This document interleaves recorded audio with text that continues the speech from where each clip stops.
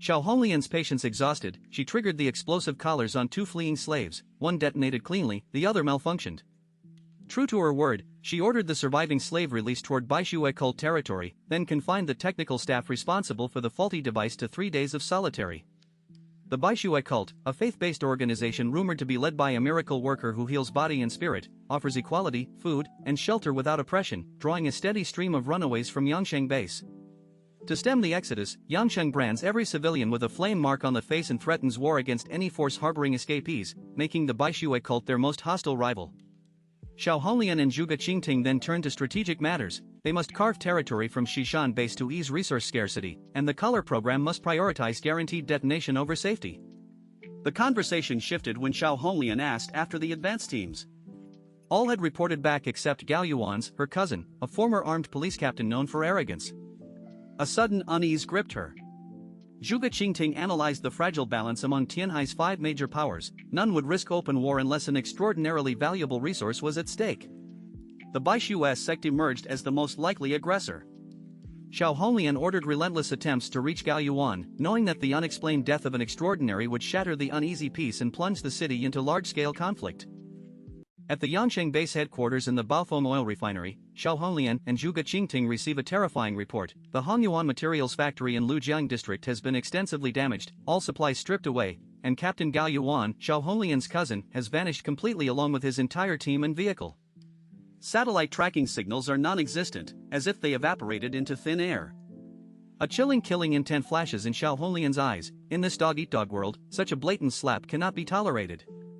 She and Zhuge Qingting run through possible adversaries, Xiaoyu base, Qingpu base, the Baishui cult, or perhaps Xishan base remnants, but intelligence is too thin for certainty. Zhuge Qingting suggests contacting Xiaoyu base first, given proximity and their mutually dependent trade relationship.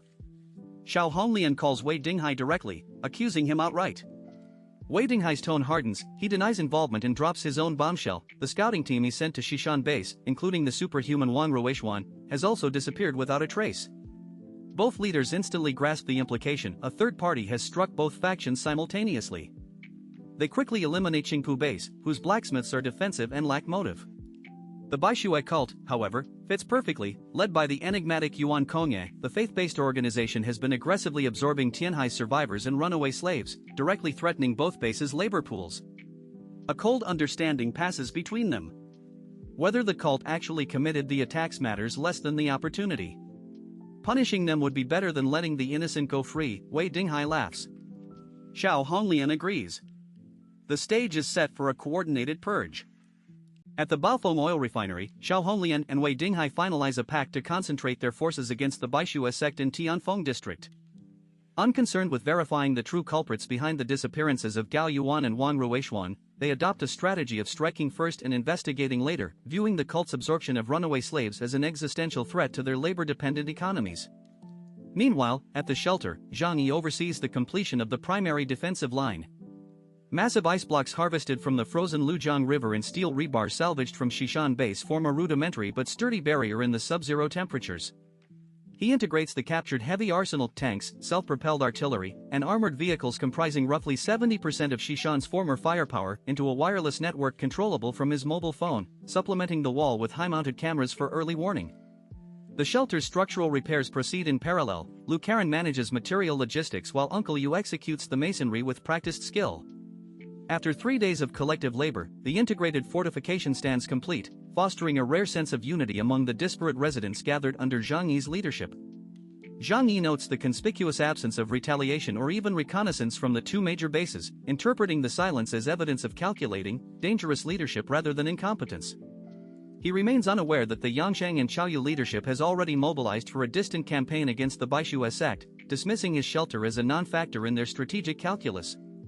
As the group celebrates the milestone, Liang Yu announces her intention to deliver provisions to her students in Xujia town. Zhang Yi provides 10 portions of food stockpiled from Xishan stores, privately congratulating himself on a long-term manipulation. He has directed Yang Xinxin and Lu Karen to systematically undermine Liang Yu's attachment to the students, positioning himself as the supportive ally while they play the role of harsh realists. The scheme advances when Liang Yu returns visibly shaken. She recounts how the students, despite being fed and pushed towards self-sufficiency through fishing, have responded with escalating ingratitude, moral blackmail, and finally verbal abuse, demanding full relocation to the shelter. Yang Xinshin seizes the moment, gripping Liang Yu's hand and arguing that she bears no responsibility for their fate, that abandonment is justified. Liang Yu's resolve wavers, though she insists she cannot simply watch them die. The relentless psychological pressure has eroded her conviction, leaving only a fragile remnant of her teacher's duty preventing a total break.